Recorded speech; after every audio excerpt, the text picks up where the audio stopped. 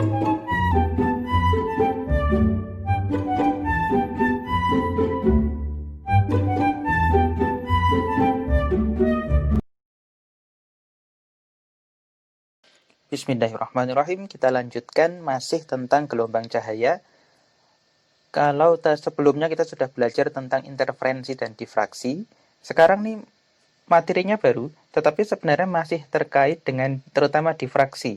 Topiknya yaitu angular resolution atau daya pisah sudut atau resolusi angular, resolusi sudut.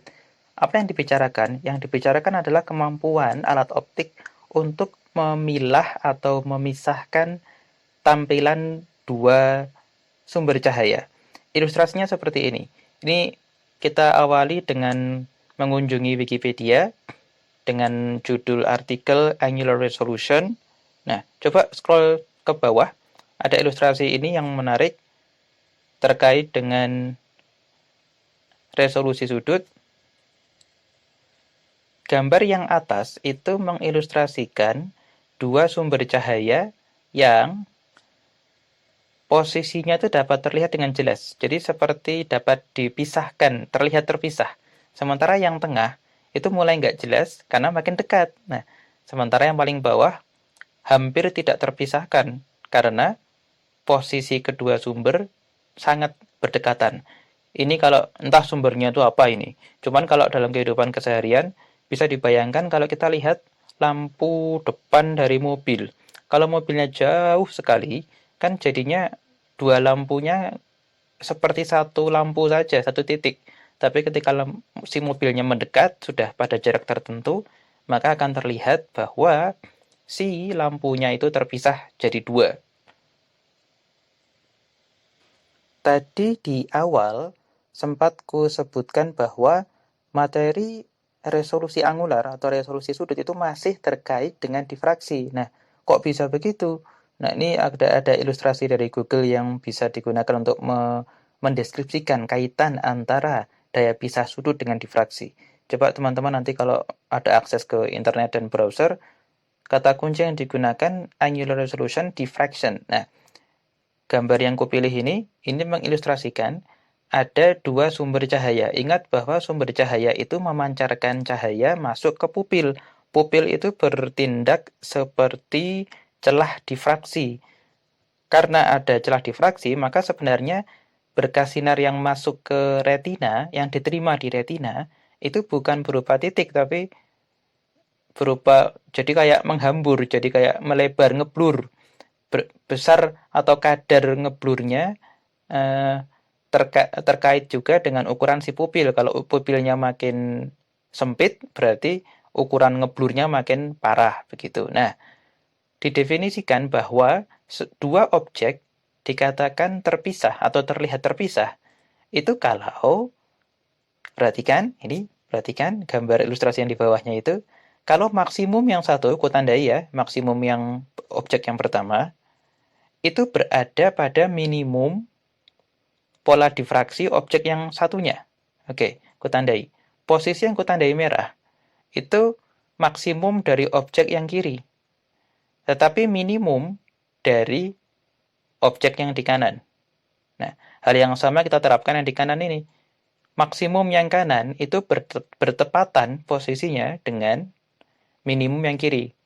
Nah, ini yang menganalisis namanya Lord Rayleigh, jadi ilmuwan Inggris awal abad 20 itu jadi didefinisikan bahwa kalau dua objek mau dikatakan sebagai terpisah atau terlihat terpisah, maka minimum yang satu harus bertepatan dengan maksimum yang lainnya. Oke, nah itu penurunannya nggak akan kutunjukkan analisis matematisnya. Kita langsung akan melihat bagaimana rumusan matematis terkait dengan daya pisah sudut atau resolusi angular. Nah, ini nih materinya. Jadi rumusannya seperti ini dan ilustrasinya juga seperti yang ditunjukkan di layar ya. Ini ilustrasi situasinya. Jadi ada D. D itu artinya ukuran celah si alat optik. Maksudnya celah itu tempat masuk cahayanya. Jadi lebarnya atau ukurannya, diameternya itu berapa? Boleh milimeter, sentimeter, kalau mau SI ya meter berarti. Tapi kan biasanya ukurannya kecil ya. Kemudian ada besaran yang terlibat lainnya L. L itu jarak dari si optik ke layar. Ini kalau kita lihat deskripsi di kanan, itu L itu katanya jarak benda dari lensa, itu karena yang digunakan adalah alat optik. Kalau kita membicarakan mata, ya berarti jarak benda dari mata. Lalu ada R. R itu jari-jari si benda yang diamati. Jadi bendanya itu selalu diibaratkan ada dua. Kalau cuma satu benda, kita nggak akan membicarakan daya pisah. Satu benda kan nggak bisa dipisahkan. Tetapi kalau dua benda, itu harapannya kita bisa melihat sebagai dua objek yang terpisah. Ini kalau alat optik yang bagus, itu berarti sudut resolusinya kecil. Jadi ini mungkin ada istilah yang nggak seperti sehari-hari ya. Kita sering bilang bahwa resolusi tinggi itu hal yang bagus. Itu benar, tapi maksudnya adalah itu berarti dia bisa memisahkan atau bisa menganggap terpisah sudut yang kecil. Jadi kalau mata, jangan mata deh. Jadi kalau ada alat optik yang kemampuan resolusinya bagus, itu berarti resolusi angularnya kecil, sudut pisahnya kecil, ukuran sudutnya kecil. Nah, formulasinya seperti di kanan ini ada 3 nih. 1, 2, 3. 3 formula. Yang pertama membicarakan R. R itu maksudnya ukuran terkecil dalam meter. Jadi ukuran meter, bukan sudut, ukuran meter terkecil yang bisa dilihat pada jarak L. Oke, ingat-ingat ukuran terkecil yang dapat dilihat sejauh L. Lambda itu panjang gelombang. Jadi rupanya resolusi itu tergantung pada lambda. Cahaya dengan warna yang berbeda, maka akan menghasilkan resolusi yang berbeda juga. Tergantung juga pada D. D ini tadi sudah aku sebutkan lebar atau diameter alat optik. Itu sebabnya kalau para astronom itu kalau pengen bikin teleskop itu mereka pengennya bikin teleskop yang ukurannya besar. Karena dengan D besar, maka didapat R yang kecil. Artinya kalau teleskopnya besar atau alat optiknya besar, astronom bisa melihat objek-objek langit dengan detil. Fitur-fitur tampilan yang kecil-kecil di langit itu terlihat terpisah. Jadi nggak ngeblur begitu. Nah, oke, ini formulasi yang pertama ya. Kemudian yang kedua, loh kok ada sinus tiba-tiba? Nah, kan kita boleh mendefinisikan atau boleh mendeskripsikan ukuran, itu boleh dengan meter. R ini kan meter kan ya. Tapi kita juga boleh juga mengukur ukuran tampak dengan theta. Theta itu ukuran sudut. Dalam derajat boleh, kalau di fisika kebanyakan radian sih. Jadi biar aman, radian. Nah, kalau dari formulasi yang pertama, kita pindah ruas L ini ke ruas kiri, maka akan didapat R per L. Nah, coba perhatikan diagram ini. R per L itu kan sama dengan tangen theta. Oke, R per L itu tangen theta.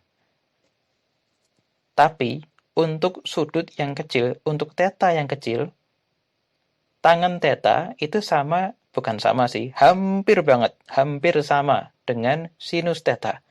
Jadi R per L itu sinus theta.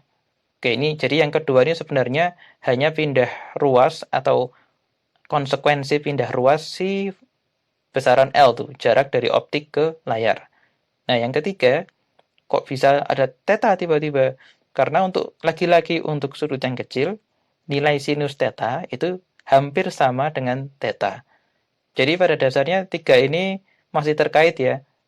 Semata-mata karena kita mindah besaran L, didapat sinus theta. Karena tetanya kecil, didapat sinus theta sama dengan theta. Oke, jadi prinsipnya, kalau kita mau melihat benda-benda dengan tajam sekali, jadi lihat benda jauh, apa sih yang menyebabkan kita nggak bisa lihat benda yang jauh gitu kan? Nah, itu karena benda-benda yang jauh itu R-nya jadi lebih kecil daripada R yang diminta oleh rumus resolusi angular atau daya pisah sudut. Kalau R-nya lebih kecil, makanya nggak terlihat, ngeblur, menjadi satu, nggak bisa dipisah oleh mata kita. Gitu ceritanya. Oke, nanti kita lihat contoh soalnya terkait penerapan formula-formula ini.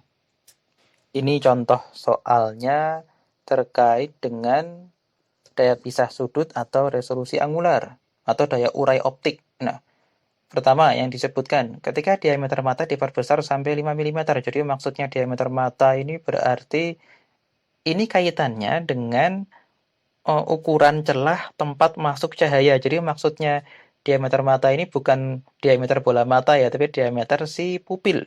Pupil, lubang yang dikelilingi oleh iris. Nah, diperbesar sampai 5 mm. Jadi itu diameter si pupil. Berapa jarak minimum antara dua sumber titik yang masih dapat dibedakan? Nah, oke. Nah, kita diminta untuk mencari jarak minimum pada jarak 80 cm dari mata. Jadi bendanya ditaruh 80 cm dari mata. Nah, kita diminta dua sumber titiknya itu, dua bendanya itu harus sejauh apa sehingga kita masih bisa lihat sebagai dua benda yang terpisah. Disebutkan juga tadi disebutin ya, ukuran pupil 5 mm, lalu lambdanya 600 nanometer, indeks bias mata. Waduh, kok tiba-tiba nyebutin indeks bias mata? Oh, jadi rupanya begini. Lambda 600 nanometer itu kan di udara. Kalau udah masuk ke mata, kan mediumnya berubah. Kan ada cairan bola mata di dalam bulatan bola mata kan ya. Nah, cairan dengan udara tentu indeks biasnya berbeda. Dan kalau ada indeks bias yang berbeda, maka lambda akan berubah. Frekuensi tetap, tetapi lambda berubah. Konsekuensi lanjutannya adalah kecepatannya pun berubah. Kalau masuk cairan berarti dia melambat berarti lambdanya akan mengecil nanti. Nanti kita lihat gimana caranya. Tentu ini sebenarnya ini materi pembiasan, bukan materi tentang optik fisis cahaya, difraksi interferensi, tetapi rupanya dilibatkan di persoalan ini. Jadi diagramnya seperti ini. L ini tadi itu berapa tadi? 80 cm. Nah, diameter 5 mm itu diameter pupil. D kapital ini yang ditanyakan. Jadi kita diminta ini harus sejauh apa bendanya. Kalau lebih kecil daripada jawaban kita nanti, kita nggak akan bisa lihat benda itu sebagai dua benda yang terpisah. Oke, kita kumpulkan diameter lensa mata ini 5 mm.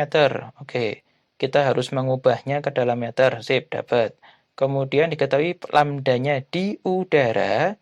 Hati-hati, 600 nanometer. Ini harus diubah menjadi meter, jadi 600 kali 10 pangkat minus 9. Dapat nilainya sekian. Lalu indeks bias bola mata sekian. Alright, masukkan saja. Tapi sebelum kita menerapkan rumusan daya urai optik atau resolusi angular, kita cari dulu. Ketika cahaya itu masuk ke mata, lambdanya jadi berapa? Kan jadi cahaya kan masuk dari kiri. Kalau di gambar ini ya, masuk dari kiri, lalu melewati pupil, masuk ke kanan. Di kanan, pola difraksinya kan di kanan. Pola difraksinya di retina. Retina kan dalam gambar di kanannya pupil.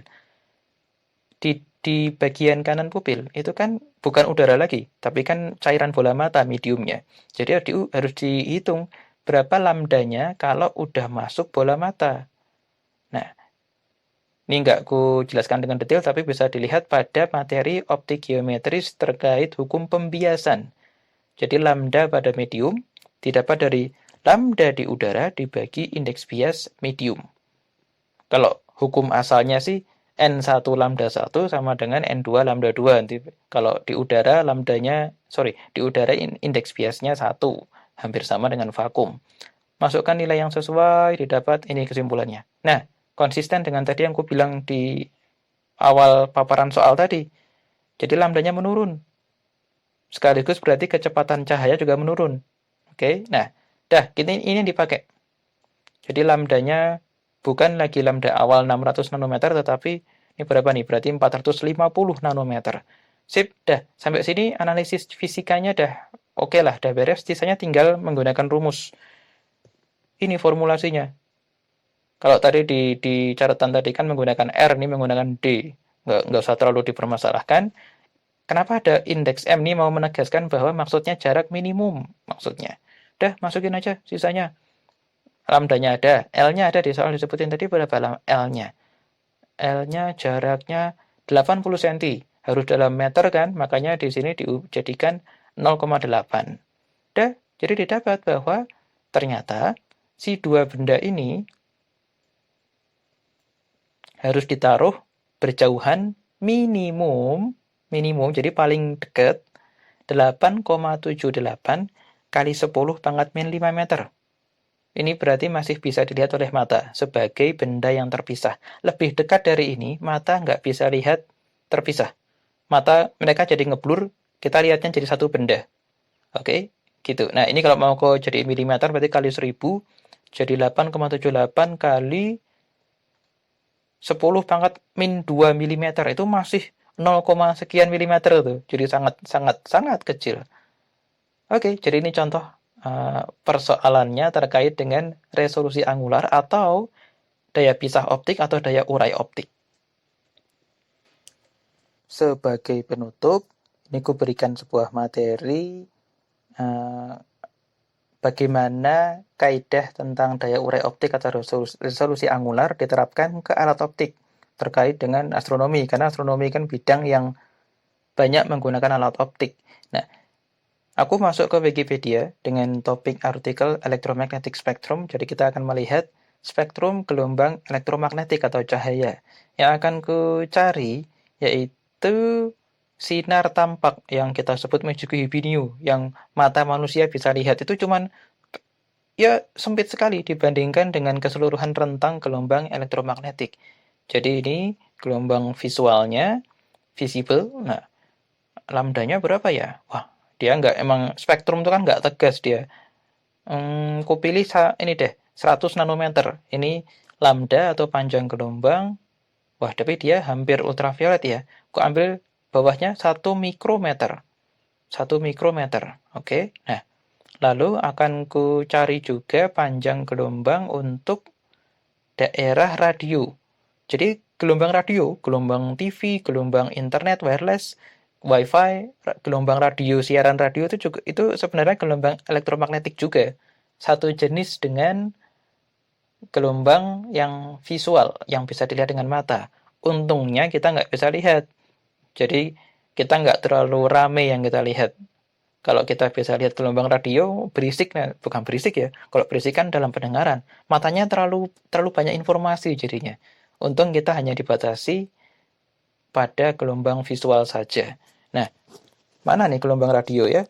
Gelombang radio itu masuk sini, UHF ini kira-kira. Ku ambil gelombang radio, panjang gelombangnya 1 meter. Nah, coba kita kontraskan berapa kali lipat itu perbedaannya. Tadi yang visual 1 mikrometer. 1 mikrometer itu 10 pangkat min 6 meter, atau kebalikannya deh, meter aja deh. Meter ke mikrometer. Meter ke mikrometer itu 1 meter itu 10 pangkat 6 mikrometer. Artinya panjang gelombang radio 1 juta kali lebih besar daripada panjang gelombang sinar visual. Nah, konsekuensinya apa? Konsekuensinya adalah kalau ada alat optik yang digunakan untuk mengamati gelombang radio, sementara resolusinya diinginkan sama dengan gelombang visual alias sama tajamnya, jadi kita mau lihat dengan tampilan sehari-hari itu cukup tajam, tapi dengan gelombang radio kita pengen sama tajamnya, maka diameter alat optiknya harus 1 juta kali lebih besar daripada diameter alat optik yang sehari-hari ini. Nah, nanti kita lihat tuh ukurannya kayak gimana sih kira-kira. Nah, ini nih. Coba masuk ke Google, lalu ke mode pencarian gambar. Kata kunci yang digunakan radio teleskop. Akan terlihat benda-benda seperti parabola ini. Ini teleskop, tapi untuk mengamati bukan cahaya tampak, bukan magic hibiniu. Yang diamati adalah gelombang radio. Karena gelombang radio tadi sudah kita lihat di Wikipedia, panjang gelombangnya 1 juta kali lebih besar daripada panjang gelombang cahaya tampak. Maka supaya gambarnya tajam, supaya sinyalnya tajam, resolusinya bisa memisahkan objek yang sempit, objek yang terlihat kecil, maka diameternya harus gede-gede. Ini gede-gede sampai belasan meter tuh minimal mungkin. Gitu. Jadi resolusi atau daya pisah optik itu tergantung pada panjang gelombangnya, sekaligus melibatkan juga ukuran alat optik yang digunakan.